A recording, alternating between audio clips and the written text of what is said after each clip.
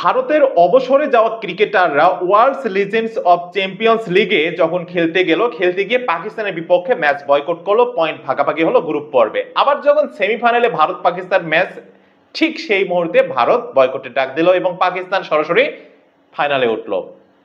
পাকিস্তান 5 ম্যাচের মধ্যে 4টাতে জয় পেয়েছে, শুধুমাত্র ভারত পাকিস্তানের ম্যাচটা ভারত বয়কট করার কারণে পয়েন্ট ভাগাভাগি হয়েছে। তার মানে প্রত্যেকটা ম্যাচেই পাকিস্তান জয় পেয়েছে। অন্যদিকে ভারত কোনো মতে 2টা ম্যাচ জয়লাভ করে আর একটা ম্যাচে ওই পাকিস্তানের বিপক্ষে পয়েন্ট ভাগাভাগি করে সেমিফাইনালে উঠেছে। স্বাভাবিকভাবে পাকিস্তান এখানে হট ফেভারিট ছিল সেমিফাইনালে।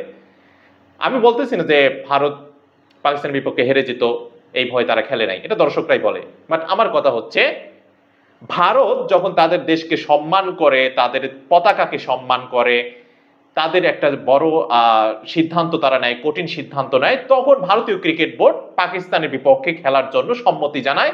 ভারতীয় ক্রিকেট বোর্ড এশিয়া কাপে ভারত পাকিস্তানকে একই গ্রুপে রেখে তারা খেলার জন্য রাজি হয়। বিষয়টা একটা হাস্যকর হলো না? ভারতের এই বয়স্ক ক্রিকেটাররা, অবসরে যাওয়া ক্রিকেটাররা পাকিস্তানের বিপক্ষে খেলতে রাজি না, পাকিস্তান বিপক্ষে খেলার জন্য কোনোভাবে সম্মতি হয়নি, 2টি ম্যাচ তারা বয়কট করলো। কিন্তু ভারতীয় ক্রিকেট বোর্ড তারা সিদ্ধান্ত নিল পাকিস্তানের বিপক্ষে আমরা খেলবো, এশিয়া কাপে খেলবো, এশিয়া কাপে আমরা একই গ্রুপে থেকে লড়াই করব। বয়স্ক ক্রিকেটার যারা আছেন তারা দেশকে ভালোবেসে হয়তো এই সিদ্ধান্ত নিয়েছেন, কিন্তু ভারতীয় ক্রিকেট বোর্ড কেন এই সিদ্ধান্ত নিল, উল্টো সিদ্ধান্ত? বিষয়টা আসলে সত্যি রহস্যজনক। ভারতীয় ক্রিকেট বোর্ড তারা কিন্তু খেলতে চায় পাকিস্তানের সঙ্গে, লড়াই করতে চায়, সংগ্রাম করতে চায় মাঠের মধ্যে। তারা দেখিয়ে দিতে চায় আমরা ভারত পাকিস্তানের বিপক্ষে সবসময় শক্তিশালী, পাকিস্তানকে হারানো আমাদের কোনো ব্যাপার না। বিগত সময় তারা প্রুভ করে এসেছে কিছু ম্যাচে।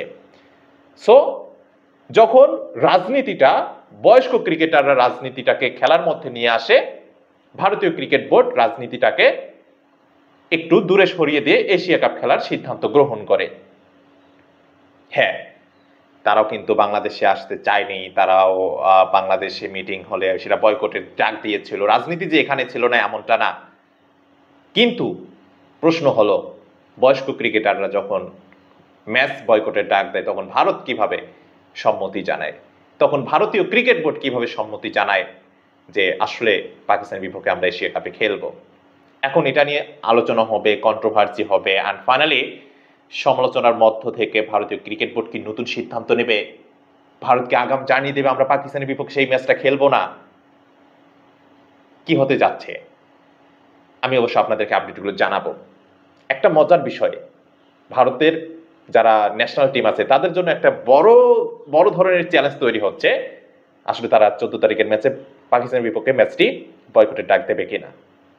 আমার মনে হয় বয়কটের ডাক দেওয়া উচিত, কারণ বয়স্ক ক্রিকেটাররা যদি এটা করে দেখায়, তাদের সিনিয়র ক্রিকেটাররা যদি এটা করে দেখায়, তাহলে জুনিয়র ক্রিকেটার তো তারা তাদের থেকে, তারা কি খেলতে পারবে? খেলা উচিত, কি মনে করেন?